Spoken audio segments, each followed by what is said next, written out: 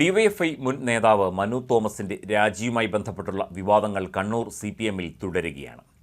Cyber ഇടങ്ങളിൽ പരസ്പരം പോരടിക്കുന്ന സംഭവമായി ഇതിനോടകം ഈ വിഷയം മാറിക്കഴിഞ്ഞു. ഇതിനിടെ മനു തോമസിന് വധഭീഷണിയും ഉണ്ടായി. പി ജയരാജന്റെ മകൻ ജെയിൻ രാജുമായി ബന്ധപ്പെട്ടും ആരോപണങ്ങൾ ഉയർന്നു. ഇതിനിടെ സൈബർ യുദ്ധം കൊഴുപ്പിച്ചുകൊണ്ട് മനു തോമസിനെതിരെ പോരാളി ഷാജിയും രംഗത്ത് വന്നു.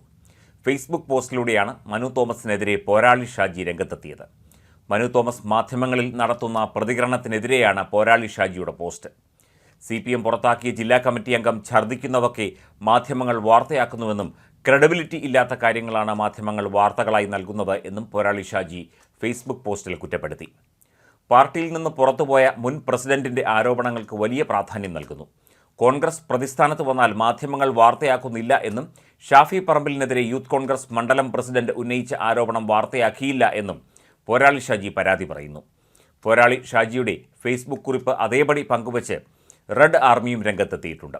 നേരത്തെ മനു തോമസിനെതിരെ ഭീഷണിയുമായി ഷുഹൈബ് വധക്കേസിലെ മുഖ്യപ്രതിയായ ആകാശ് തില്ലങ്കേരിയും സ്വർണ്ണക്കടത്ത് കേസിലെ മുഖ്യപ്രതി അർജുൻ ആയങ്കിയും രംഗത്ത് വന്നിരുന്നു.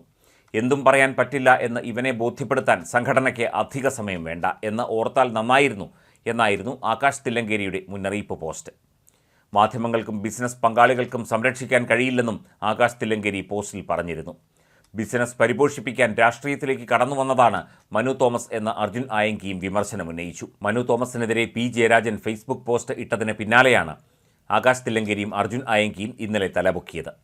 പാർട്ടിയെയും പാർട്ടി നേതാക്കളെയും ഇല്ലാ കഥകൾ പറഞ്ഞ് അപമാനിക്കാൻ നിൽക്കരുത് എന്ന മുന്നറിയിപ്പുമായി റെഡ് ആർമി എന്ന പേജും ഇന്നലെ രംഗത്ത് വന്നിരുന്നു. പാർട്ടിയിൽ ഗ്രൂപ്പുണ്ടാക്കാൻ പി ജയരാജൻ ചർച്ച നടത്തിയെന്നും മകനെയും കൊട്ടേഷൻകാരെയും ഉപയോഗിച്ച് വിദേശത്തുൾപ്പെടെ ജയരാജൻ കച്ചവടങ്ങൾ നടത്തിയെന്നുമാണ് കഴിഞ്ഞ ദിവസം മനു തോമസ് ആരോപിച്ചത്. അതേസമയം മനു തോമസിന്റെ ആരോപണങ്ങൾ തള്ളി പി ജയരാജന്റെ മകൻ ജെയിൻ രാജും രംഗത്ത് വന്നിരുന്നു.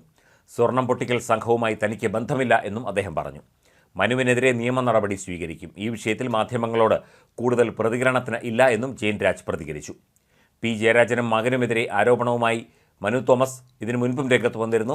ഡിവൈഎഫ്ഐ നേതാവിന് സ്വർണ്ണക്കടത്ത് സംഘവുമായി ബന്ധമുണ്ടെന്ന ആരോപണവുമായിട്ടാണ് CPM സംസ്ഥാന സമിതി അംഗം പി ജയരാജന്റെ മകൻ ജെയിൻ രാജ് എത്തുമ്പോൾ അത് പുതിയ ചർച്ചകളിലേക്ക് നീങ്ങുന്നത്.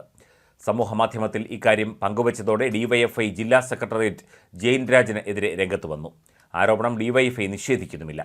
വിഷയം നേരത്തെ ചർച്ച ചെയ്തതാണെന്നും ആവശ്യമായ തെറ്റിദ്ധരുത്തൽ പ്രക്രിയയ്ക്ക് വിധേയമാക്കിയിട്ടുണ്ട് എന്നുമായിരുന്നു വിശദീകരണം. ഡിവൈഎഫ്ഐ പാനൂർ ബ്ലോക്ക് സെക്രട്ടറി കിരണിന് സ്വർണ്ണക്കടത്ത് കേസിലെ അർജുൻ ആയങ്കിയുമായി ബന്ധമുണ്ടെന്ന തരത്തിൽ സമൂഹമാധ്യമത്തിൽ ജെയിൻ രാജ് പോസ്റ്റിടുകയായിരുന്നു.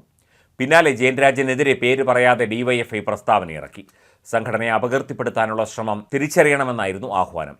പി ജയരാജന്റെ മകന് ചില വിഷയങ്ങളിൽ നടത്തിയ പ്രതികരണങ്ങൾ ഡിവൈഎഫ്ഐ നേരത്തെയും പ്രകോപിപ്പിച്ചിട്ടുണ്ട്. CPM നേതൃത്വത്തിന്റെ നിർദ്ദേശപ്രകാരമാണ് പുതിയ പോസ്റ്റ് എന്നും സൂചനയുണ്ടായിരുന്നു. ഒരു വർഷം മുൻപ് ഡിവൈഎഫ്ഐ ചർച്ച ചെയ്ത് ആവശ്യമായ തെറ്റിദ്ധരുത്തൽ വരുത്തിയ ശേഷം വീണ്ടും കുത്തിപ്പൊക്കുന്നത് കുബുദ്ധികളുടെ ദുഷ്ടലാക്കാണ് എന്നായിരുന്നു ആരോപണം. നേതാക്കളെ ജനമധ്യത്തിൽ താറടിച്ചു കാണിക്കാനുള്ള ഹീനശ്രമം പ്രതിഷേധാർഹമാണെന്നും ഡിവൈഎഫ്ഐ വിശദീകരിച്ചിരുന്നു. അർജുൻ ആയങ്കിയുടെ കല്യാണത്തിൽ കിരൺ പങ്കെടുത്തതിൻ്റെ തെളിവെന്ന തരത്തിൽ ഫോട്ടോയും അന്ന് ജെയിൻ രാജ് സമൂഹമാധ്യമത്തിൽ പങ്കുവച്ചു.